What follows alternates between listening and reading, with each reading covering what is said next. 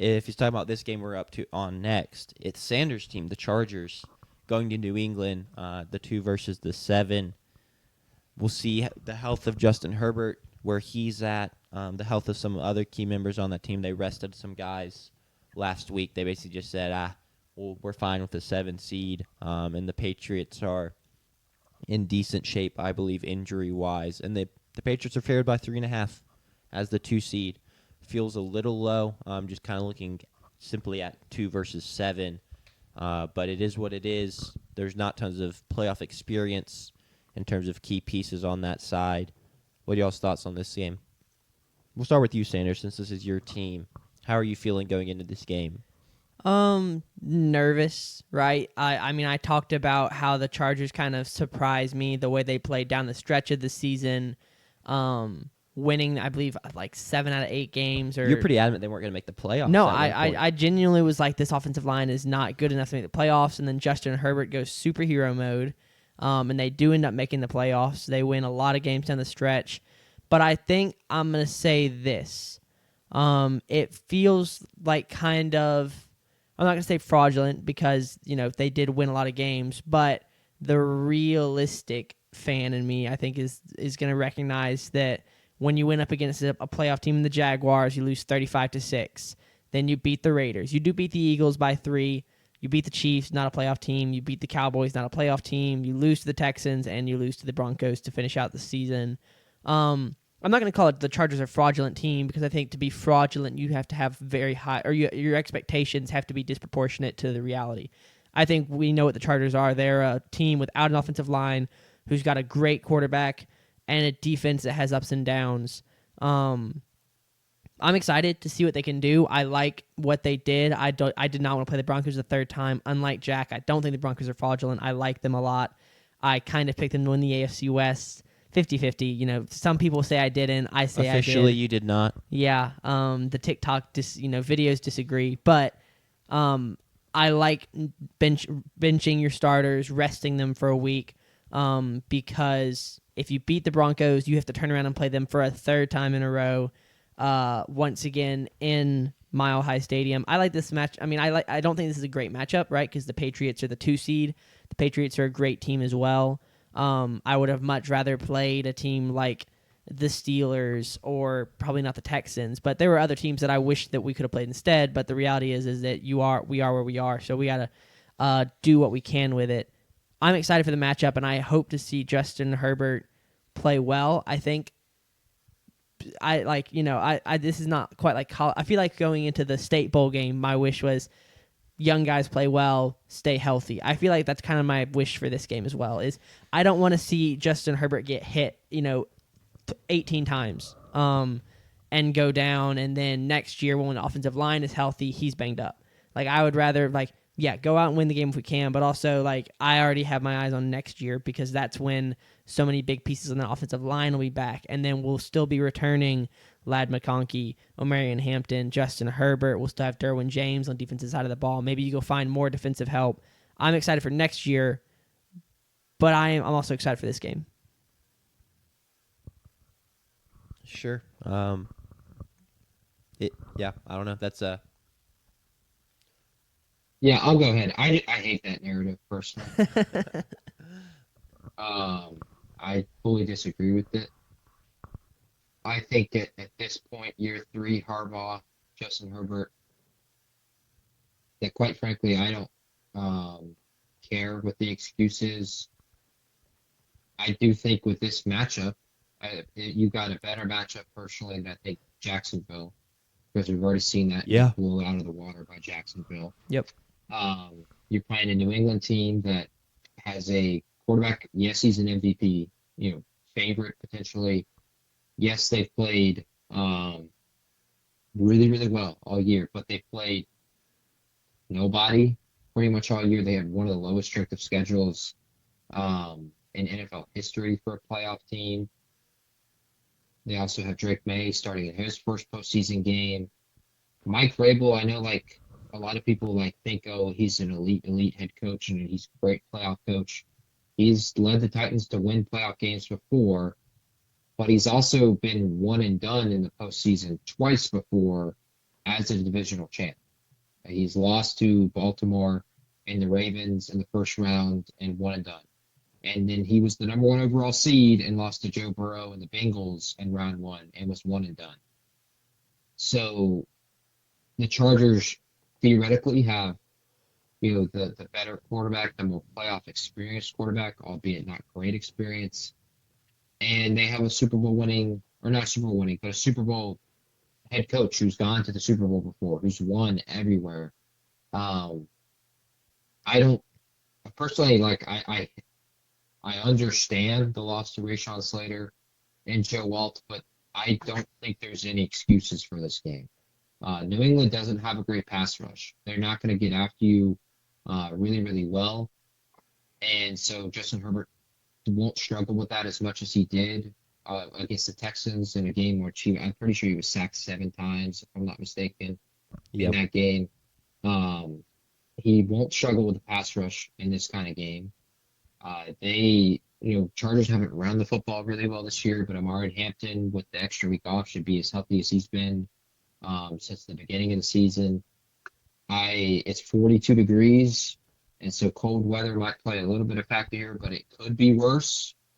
100% could be worse in Foxborough this weekend. I think excuses are thrown out the window personally. It's time to put up or shut up. It's time to have at least a good performance. And I'll say, Justin Herbert can go out and lose this game, and then I feel better about him than I have been, over the course of this pod, and over the course of my life. Because this could be a shootout. Like, this could be a game where both teams are scoring in the high 20s and 30s. I think of the Cowboys game earlier this year with the Chargers and Cowboys, where Justin Herbert was amazing in that game. If he has a performance like that and he loses, I'm fine with it. But other than that, I need to see, even in a win, I need to see a good performance. He's been terrible in the postseason. He's choked 25-point leads. Or sorry, there was a 28 or 25, 27-point lead. There you go. Thank you. Yeah. 27-point lead. He's played C.J. Stroud in his one of his first playoff games, and thrown terrible interceptions too. You can't really defend him on those picks. So I have no excuses for Justin Herbert and the Chargers. They got to put up or shut up. I think they've gotten one of the better opportunities that they've gotten in years past, and it's on them to perform because they failed to end the year. If they had beat the Texans, then they could have got to play for the division last week, and I think they probably would have beat the Broncos. Sure. But they failed in that first test. Now go out, let's see you succeed in this one, because this is the fate that you put yourself in. Yeah.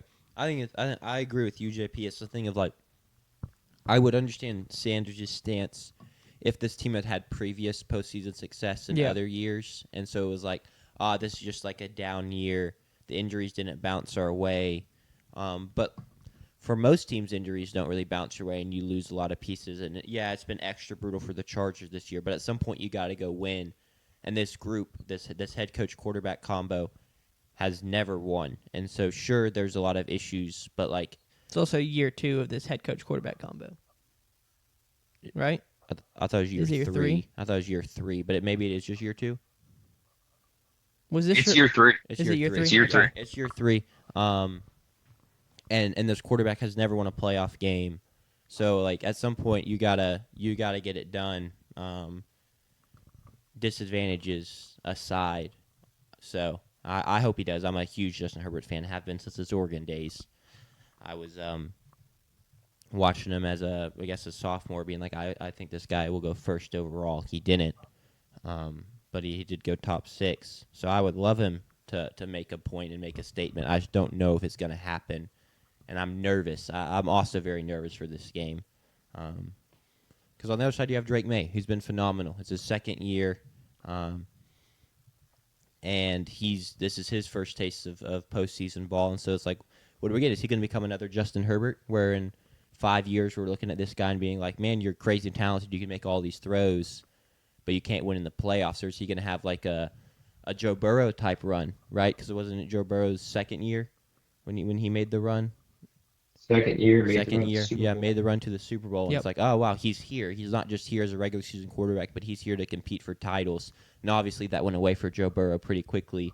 He's not necessarily repeated that success, but that's just another thing I think this is the most interesting quarterback battle from a narrative standpoint we have, largely from the Justin Herbert side, but I think there's some interesting Drake May pieces here as well. Drake May. That is. Excuse me. So this is more of a question for you, JP, and it's a bit of an aside, but like it came out last week that like Stephon Diggs is being charged with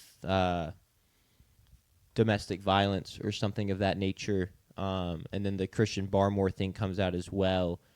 Is it just like safe to assume that that'll just be kind of put on hold till after playoffs? Yeah. Like the NFL won't do anything until like next season. Well, if you recall, Rashee Rice had a very similar thing happen last year. Yeah. Where he had what ended up suspending him to start this year happened. If I'm not mistaken, it was either during the playoffs or right before the playoffs. So I would be shocked if they, put any legal action into anything like this. NFL is one of those leagues where they refuse to suspend players in critical moments.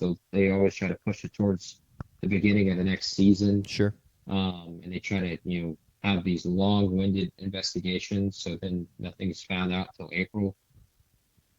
So I don't think it'll impact Stephon and Christian Barmore's playing ability this coming week, but it may impact them next year in terms of how they start the season or whatnot. But I do want to say, and I want to say for all of us, we do not condone any of their actions. And I personally, it's the one thing I hate about the National Football League is that it is the National Felon League. We let these players commit crimes and commit things that for a regular person would put them in a lot of legal trouble, and then let them play on Sunday. Oh yeah, and get 4-year, $15 million a year contracts. I hate that part about the league. And this is just another tick on the wall. Sure. To use a prison analogy of writing all the days you've been in there. Another notch, another scratch. Yeah, another scratch on the wall. I hate it. Yeah. But I don't think it'll impact their playing ability. Cool. I was just curious. Weekend. I also agree. I don't condone any of their actions. We were wrong, Jay. It's year 2 for Harbaugh. He got hired in which we should January have known, because 2024. think about when he won the championship at Michigan. It was the 2024 season. Yeah. So Yeah. I was right. I just wasn't confident enough. So has it really just been before Harbaugh, the coach was Staley? Yeah, Brandon Staley. And then before Staley, it was it Lynn? Yes. And that's been Harbaugh. That's been Herbert's coaching trio, I guess, so far. Harbaugh has definitely done the best job out of all of them. It just hasn't yielded. Yeah, and no, postseason I do results. agree with you. All the expectations should be that you want to win, but also It's the thing of like when you're so good, it's almost a privilege and a curse to have those expectations, because like it's so good, so having those expectations is like almost a stamp of, oh, you're that good, so great things are expected of you. Yeah. But it's like with great expectations comes great responsibility. Yeah. You're now responsible to actually go out there and win some meaningful games. Yeah. So, well, let's get on to this last. We have to pick the game. I'm trolling. We missed a key part of that game segment. We have to pick it. Unless you have anything else to add, JP, then No. why don't you go ahead and get us kicked off when picking this game? Yeah, absolutely. So the pyramid, personally, also leans towards New England. We think New England should be a 4.5-point favorite instead of 3.5. I'm gonna stick to my guns. Can you imagine if I flipped myself right here and said Justin Herbert's gonna have a great playoff game? Might as well kick me off the show because I would have lost all integrity. I'm taking New England. I think New England wins by a touchdown. Um, I think we're gonna see. I think we're gonna see a pretty good day from Drake May. But I do expect some kind of drop off. Because no quarterback really in NFL history has continued, to have great numbers going to the postseason, and he's had a phenomenal year. But I expect some kind of drop off. Um, I just think New England gets enough done. I think this game's pretty close, but give me New England by a touchdown. Give me Justin Herbert. I'm gonna take two interceptions Okay. as my Justin Herbert's prediction. And I'll give him one passing touchdown. I think they scored two rushing touchdowns on the ground. I do think this is one of our higher scoring games of the weekend. I think the other one would be potentially Buffalo and Jacksonville, but I think New England wins and covers here. Sure. What do you got, Sanders? I mean, I'm going the Chargers. Yeah.